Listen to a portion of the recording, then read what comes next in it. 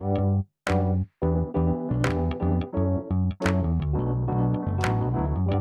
by Riverside.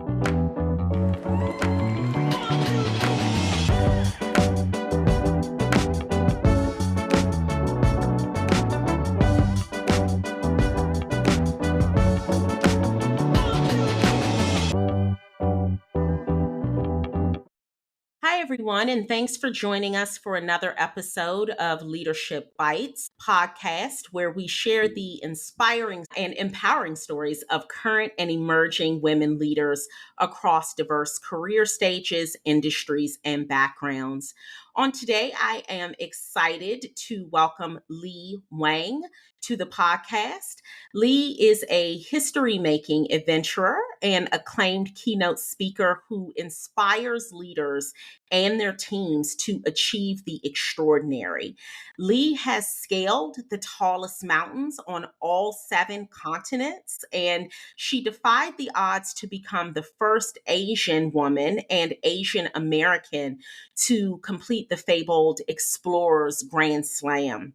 Lee was nicknamed Mighty Mouse for her daring adventures, and she creates transformational experiences on stage. And from those intimate workshops to really powerful keynotes, she knows what it takes to become mighty and do the seemingly impossible. Also, beyond her speaking engagements, Lee is dedicated to helping leaders and teams excel through her coaching business, where she offers customized coaching programs. So we're really excited to have her with us today. Welcome, Lee.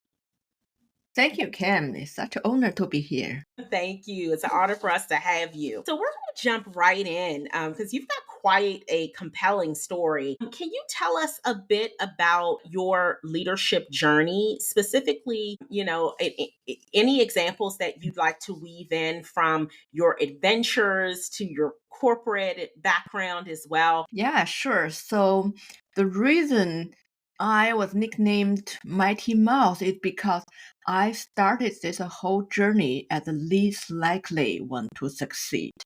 Because I grew up in China, grew up in Beijing as a typical Chinese kid. All I knew was study, study, study.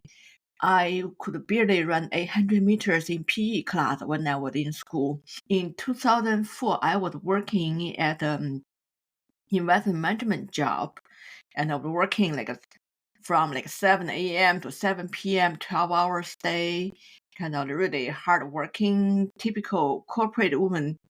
And inspired by a documentary movie, I had this wild daydream thinking, oh, what if someone like me go climb Mount Everest? And people all laughed at me, and I literally said, yeah, I have a daydream, because I never thought I would be able to do that because I was small. I'm 5'1". That's why whenever I show up on any mountain, people will look at me laugh and thinking who is this woman showing up here? What? Some men even said, oh, don't worry, I'll piggyback you.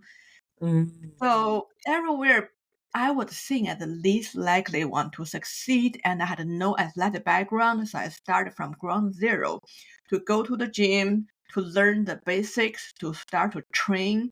Before I start this climbing dream, I can literally say I bet it didn't have any muscle on my body. It's just like a small frame, that's it.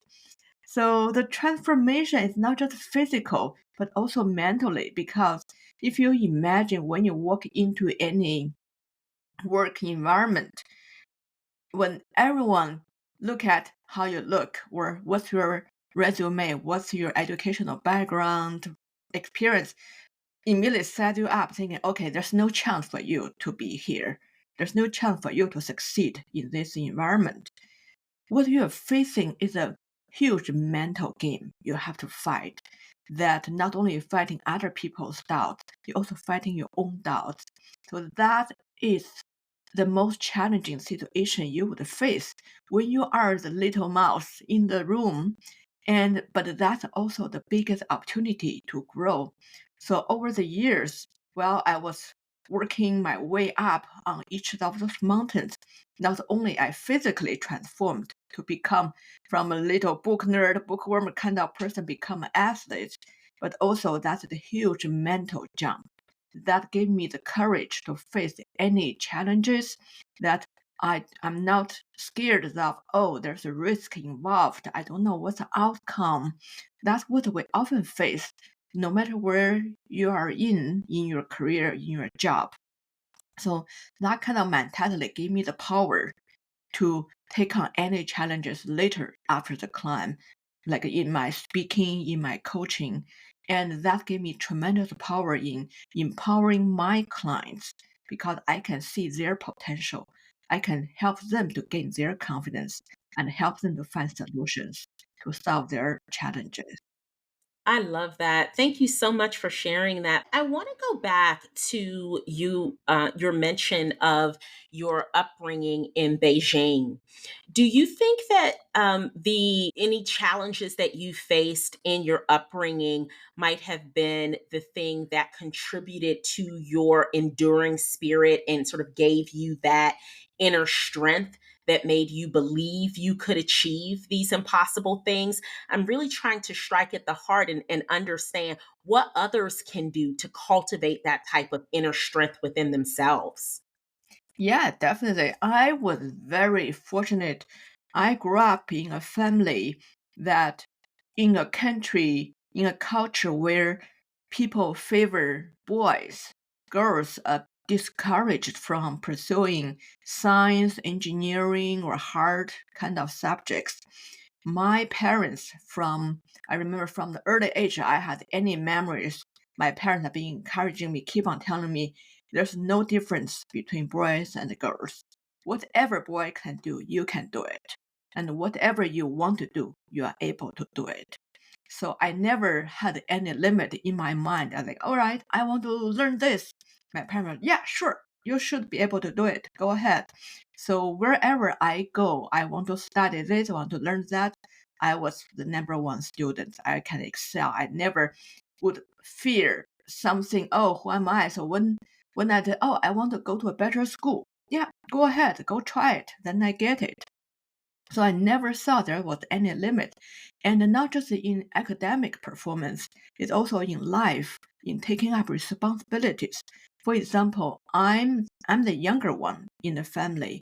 My brother is 3 years older than me. But my father always tell me, even the age is not an excuse, that you need to take the same responsibilities for your actions. So, for example, if I had a fight with my brother, normally parents would say the younger one is the one who normally the victim, or the older one might be the one who did something wrong. But my father wouldn't give me that kind of excuse to say, okay, so what's your responsibility in this fight? Why you guys got into a fight? What did you learn? So not just, oh yeah, it's okay, you can cry, you can like. So I just learned a very early age. I don't even want to cry because cry is asking for help. I said, no, I'm going to solve the problem. I need to figure out how do I resolve the conflict with my brother? How do I avoid getting into the situations? So it's like taking responsibilities from early age, knowing everything you are in charge of where you're heading. You're responsible to solve the issues. That is terrific advice. Thank you for that. You are also quite accomplished educationally as well. You've earned an MBA. I believe that you studied at the Wharton School of Business, if I'm correct. Were there specific things that were a part of that experience, your educational pursuits, that you feel prepared you as well for leadership today? And if so, can you share some of that with us? Yeah, definitely. So education is not just about learning the subject. A lot of time it's about the environment you're in. For example, I studied first in Tsinghua University. I studied computer science. I remember the first day I walked into the big hall of the computer labs, and I was shocked because I was the only girl in that room. Because at that time, there's most most people who study computer science were boys in China. Wow. Wow, how I'm going to fit in here? But then, all right, there's no way back out. You are here. You have to sit down. Even if you cannot find a seat, you have to go find a seat. And wherever you go, you just have to push yourself through. No matter what you're facing, you cannot allow yourself to be weak. And then when I get to Wharton, it's facing a whole class of all the international students. They have all kinds of experiences. That was eye-opening for me. In the beginning, I had a very narrow understanding about what is a career track, you study this, you do that, and this is how your experience define your future. But at Wharton, I faced 800 students all from different backgrounds that I realized this is the time you need to break out of your comfort zone, go to learn from other people. And yes, as an immigrant, as a new student from China, I was not good at talking, at expressing myself, at sharing my opinions. So that kind of environment forces you to step outside your comfort zone and to speak up. Even you don't know what's the answer or you totally have no confidence, but that's the best environment to push you, to train you. Even though I say I was far from perfect in making that progress, but that definitely pushed me beyond what I was used to. And also, Wharton was where I was introduced to outdoor activities because before, as I said, I was a purely book nerd. And as a part of a leadership training experience, school organized all kinds of trips to go to the outdoors. That's my first exposure to mountains, to ice climbing, to all kinds of things I never imagined that someone like me could even imagine. So definitely go to an environment that forces you to step outside your comfort zone is a great opportunity. Wow. Do you think that even career journeys that is important? Some of my listeners have emailed me or messaged me and listened to other episodes and said, "Oh, this really inspired me to try this new thing that I didn't think I could do before." But people are naturally intimidated going into environments or trying new things that they're not good at. I've read some articles that say women usually don't apply for jobs unless they check every box and they feel like they're qualified for every single thing, whereas men do the exact opposite. They believe in their potential and they are more likely than women to apply for things that they may not necessarily be qualified for on paper or experience. Do you think that pushing yourself out of your comfort zone in everyday situations can prepare you for that? And do you recommend to your coaching clients that they take those leaps? What's the limit? Like what's reasonable versus unreasonable when you're trying to push yourself out of the comfort zone? Yeah, definitely. That's a great question. I do believe in everyday life. Wherever there's opportunity, you should try something new. You don't have to make a giant step outside your comfort zone. Just make a small step. Each time when you make a small step, next time you'll feel comfortable to make a slightly bigger step. So you don't have to just start so big, just slowly pushing that. But when you get used to that become your comfort zone because oh yeah, I know last time I stepped one step outside. Now this time I can step 1.5 step outside. So gradually you'll be comfortable knowing, yeah, I'm going to try because yes, we're not going to succeed every time when you try something new. But oh, what the worst thing happen is I'm going to try the other direction, try one step outside. And the worst case, I'm going to learn something so that next time when I try something else new, I have a better chance to succeed. So for my clients, I always encourage them to do that. For example, a lot of people come to me with career decision. Oh, I have this opportunity that I'm pretty sure I can get this one. And I have that one I like, but I think I'm not ready. And there's something else I don't even know if I should think. So for my clients, what I help them to see is first, just like liberate your imagination. Think about where do you really want to be? in the long run. And forget about what do you have right now. What's the limit? Say time, experience, money, whatever situation. Let's forget about all the limits. Let's just let our imagination fly. What do you really desire? What's your vision? Where do you want to head in the long run? Then we go backwards. All right, what's the step that we need to take? So in order to get, say, 100 miles away, what are some milestones we need to achieve at 50 miles away? Then how we get 30 miles away, 10 miles away. So we go backward to create a roadmap. Then we see, in order for you to move toward that direction, what are the biggest gap in your skill, in your experience? Then we look at opportunities to say which one can teach you most, help you to narrow this gap. So instead of thinking what I can get next, we analyze what we need to need to get in order to move forward to narrow the gap. So I always tell my clients the best opportunity is where you can narrow your gap most, like help you to gain the most in your personal growth. It's not what you can get right now. So look far away. Focus on your vision when you set the road plans.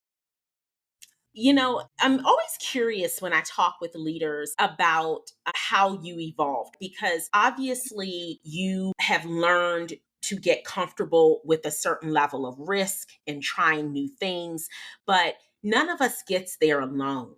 So I'm curious, how important has mentorship been your leadership journey? Mentors, coaches, the Mhm. community who support you, they're tremendously important. I can just literally say, without coaches, mentors, communities, no way I can be who I am today. Like I said, from early age, my parents was my first mentor coaches, right? So they encouraged me, they instilled in me the spirit of you can do anything, nothing can stop you. And then later on, at each stage, yes, in school we had teachers, and in life there's so many other individuals. So it's not about the formal title, formal role of a coach, of a mentor. It could be someone to say one thing that's going to change your life, and we need to recognize the value of those people and recognize those kind of influence in our life. Then we need to value them, always seek out those kind of people. For example, one of the early in my stages of my climbing, I remembered when the first mountain I tried was a big failure. I came back to the base camp. I was so discouraged. And there was a stranger, a seasoned mountaineer, just said to me, "So what? Just try again." At that time, I never thought that was a possibility, because I said, okay, that's my first attempt and it was a big failure. I thought that's it. I thought that's it done. I never thought you can try again. So his word changed my life, because I went back, tried again, succeeded, and that gave me the courage to try other mountains and knowing, so what? Try again. So that person, I don't even know the name, but he was an angel at that point. Then later on in my life, when I was training for Everest, and I was complaining to my coach saying, oh, this program is not very effective. I need a better program. And my coach looked into my eyes and said, Lei, you know what's your biggest weakness? I was like, I'm tough, I'm resilient. I don't know what's my weakness. And my coach told me a brutal truth that was so hard to take at the beginning. He said, Lei, you know what? Your biggest weakness is your mental strength. You are mentally weak, because I wasn't pushing hard in every training. I complained the program not good enough. It's not the program, it's me. I wasn't pushing hard enough. So that is like, it's just a awakening call. Realize I was short of my potential. I was shortchanging my potential by not pushing hard. So later on, I learned, well, Yes, I don't feel I'm that strong, but can you just try a little bit? Push a little bit harder than that. I'm not asking you to suddenly double your intensity, do something. Can you just do one more step? Can you just make one little more effort everywhere? And that kind of mantra just helped me tremendously on the Monday. Like, I'm tired. Can you just go one step more? I want to give up. Can you just stay 1 minute more? Try one more time. That little one more was huge because if you think every day, usually, can I put in 1% more effort, improve by 1% today? It's hard to deny you cannot do 1% more. Then accumulated 1% over the time. That's a huge, giant improvement. So all those people in my life, they are probably only in my life for a very short time, but that's a simple few lines. If you value it, take it to heart, seriously act on it, those things will be a huge push, huge.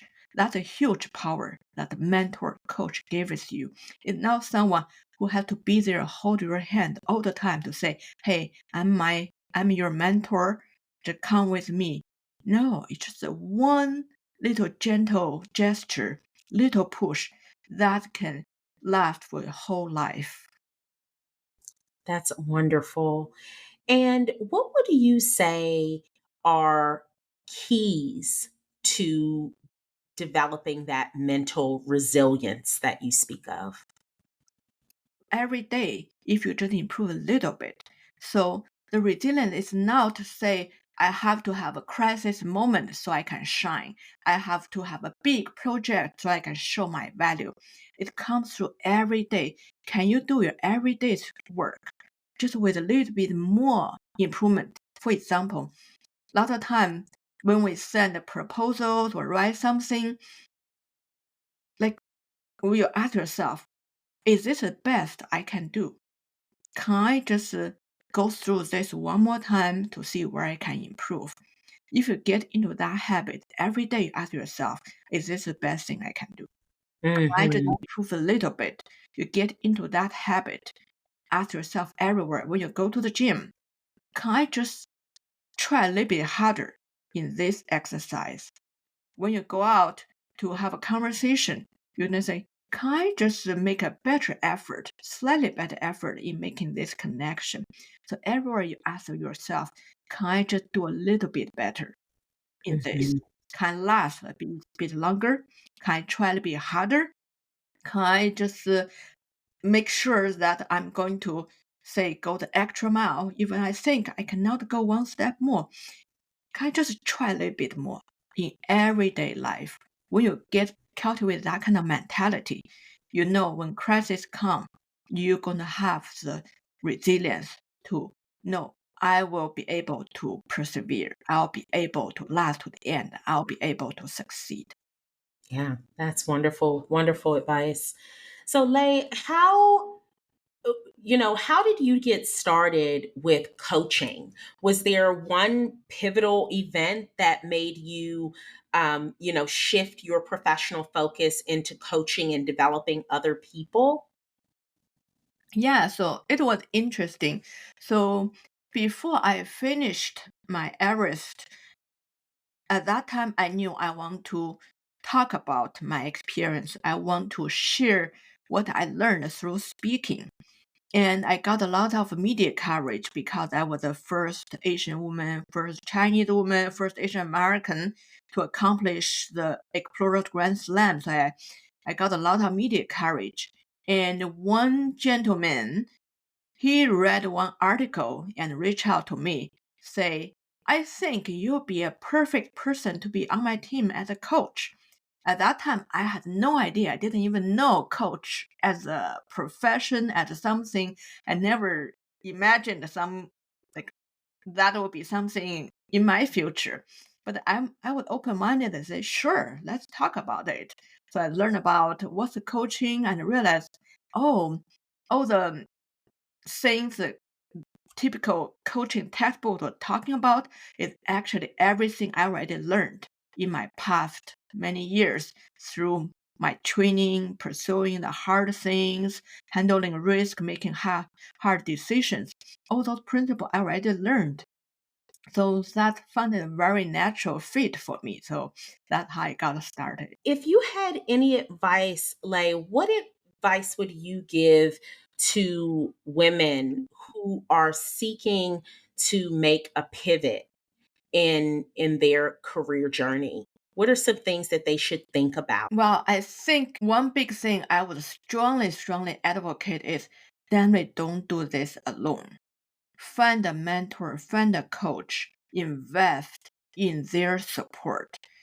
Because a lot of time so in my experience, I do find a lot of people shy away from hiring a coach because they think coach will be like a walking cane, take away my own power because they tend strong, especially strong women tend to say, oh, I can do it. I can do it myself. This kind of thinking, if they get help, makes them weak. But the truth is, coaching support is an accelerator for your success and make you stronger, make you go faster, make you get to where you want to get to more efficiently. So you can focus your power on something more important, go much further. So it's not make you weak, it's make you stronger and faster, make you a powerhouse. So definitely seek coaching help.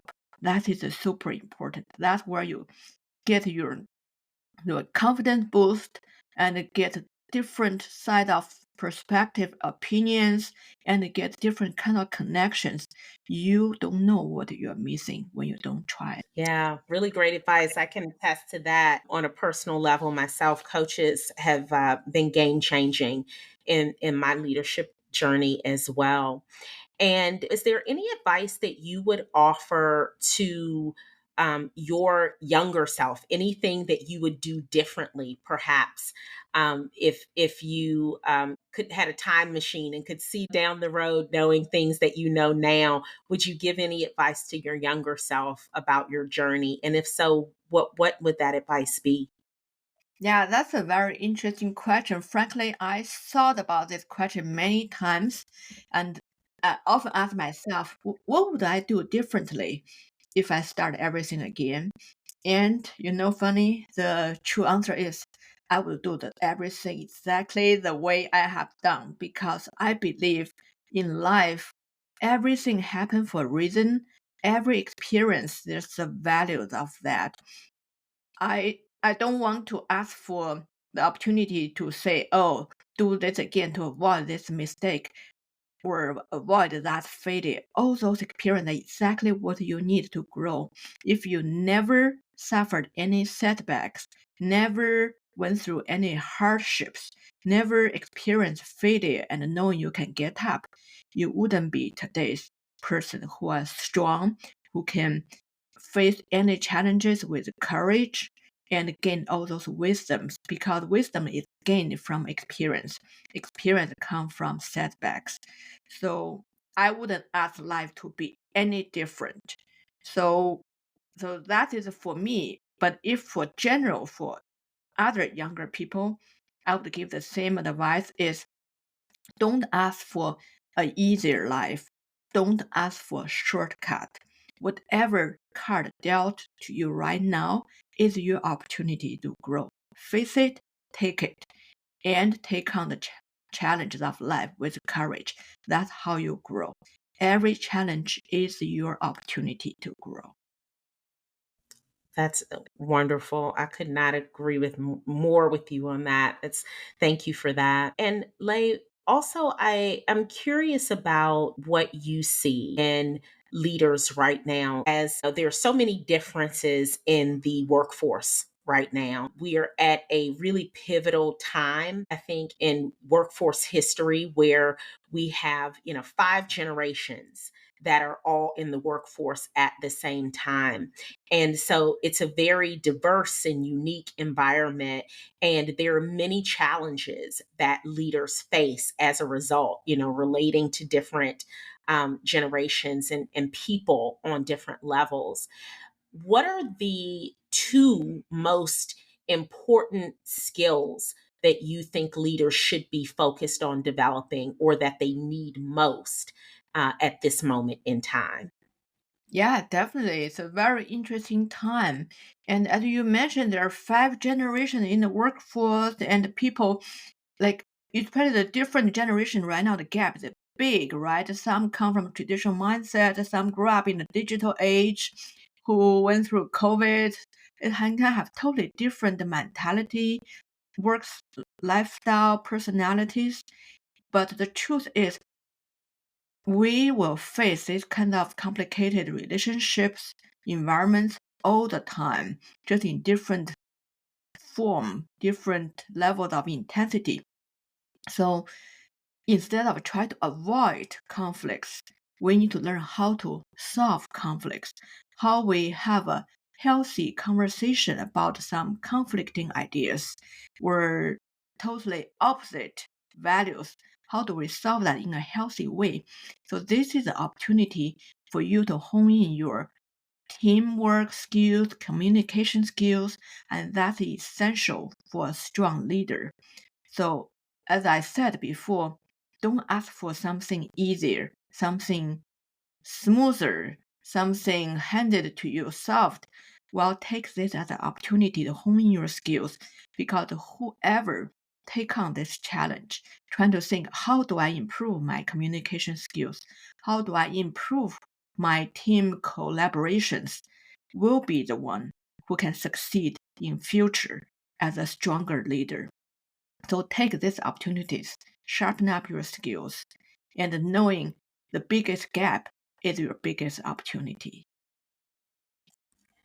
Wonderful, wonderful. So, Lei, final question for you. Is there anything that you have happening in the future that you might want to share with our audience? Any new developments, new programs, or offerings that you have coming up that might be of interest to our audience?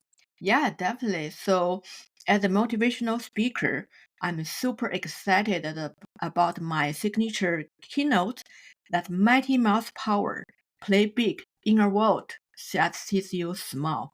It's to empower people, especially women, everywhere, and help you to build confidence, resilience, to find excitement as a leader.